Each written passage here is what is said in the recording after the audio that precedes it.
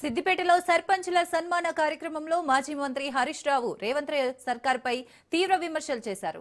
BRS హయాంలో రైతులను అన్ని విధాలుగా ఆదుకున్నామన్నారు. కాళేశ్వరం నీటితో సిద్దిపేట రూపురేఖలే మారిపోయాయని, రంగనాయక సాగర్, మల్లన్న సాగర్ నిండు కుండలా ఉన్నాయంటే ఆ నీళ్లు ఎక్కడి నుంచి వచ్చాయని ప్రశ్నించారు. ఎవరికి ఏ అవసరం వచ్చినా అండగా ఉంటానని, ఏ పని ఉన్నా క్యాంప్ ఆఫీస్కి వచ్చి పరిష్కరించుకోవాలని సూచించారు.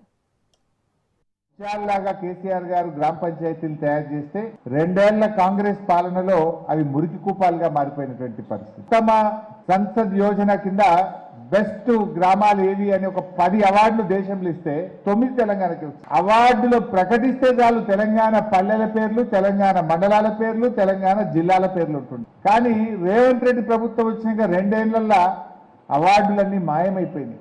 ఆదర్శంగా ఉన్న గ్రామాలు అధ్వానంగా మారిపోయినాయి. కేసీఆర్ గారు నెల నెల పల్లె ప్రగతి డబ్బులు గ్రామ పంచాయతీలకు విడుదల చేస్తుండే. రేవంత్ రెడ్డి వచ్చినాక 2 ఏళ్ళు అసలు గ్రామ పంచాయతీల్ని పట్టించుకోలే, ఎలక్షన్లు పెట్టలే, ఆ పంచాయత్ సెక్రటరీల మీద వదిలేసింది. 2 ఏళ్ల చెత్త కాంగ్రెస్ పాలనలో జరిగిన ఆ పేరుకపోయిన దుమ్ము ధూళి చెత్తనంతా కూడా తుడిచిపోయాల్సినటువంటి ఒక పెద్ద బాధ్యత మీ మీద పడ్డది. 80,000 ఎకరాల వరి ఈరోజు సిద్దిపేటలో సాగైతుందంటే నాడు కేసీఆర్ గారు ప్రభుత్వం తెచ్చిన కాళేశ్వరం ప్రాజెక్టు కాదా?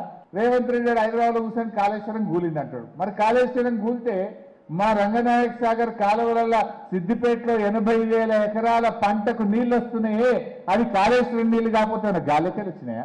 ఆకాశంలోకి రేవంత్ రెడ్డి పోతుండా? రంగనాయక సాగర్ కాళేశ్వరంలో గట్టలేదా? మా కుడి కాలువ ఎడమ కాలువ కాళేశ్వరంలో భాగంగా మనం తవ్వలేదా? ఇలా దుబ్బాకైనా, గజ్వేలైనా, సిద్దిపేట అయినా, మెదక్ అయినా, అటు యాదాద్రి జిల్లా అయినా, ఇటు ఉస్నాబాద్ జిల్లా అయినా, ఇటు మానకొండూరు జిల్లా అయినా, అటు సిరిసిల్ల అయినా, ఇవన్నీ ఎట్లా బారుతున్నాయి? కాళేశ్వరం ప్రాజెక్ట్ కిందనే బారుతున్నాయి కదా. రంగనాయక సాగర్ నిండు కుండోలే ఉన్నదంటే అది కాళేశ్వరం నీళ్లు కాకపోతే ఏంది? మల్లన్న సాగర్ నిండు కుండోలో ఉన్నదంటే అది కాళేశ్వరం నీళ్లు కాకపోతే ఏంది? మొన్న అంతగిరి రిజర్వాయర్కి వెళ్ళి ఎమ్మెల్యే పోయి నీళ్లు లావట్టి గేట్ తీసిండు, అది కాళేశ్వరం నీళ్లు కాకపోతే అంతగిరి ఆడికెళ్ళి వచ్చింది అంటే జూటా మాటలు మాట్లాడుతూ అట్లా చెప్తా ఉన్నారు.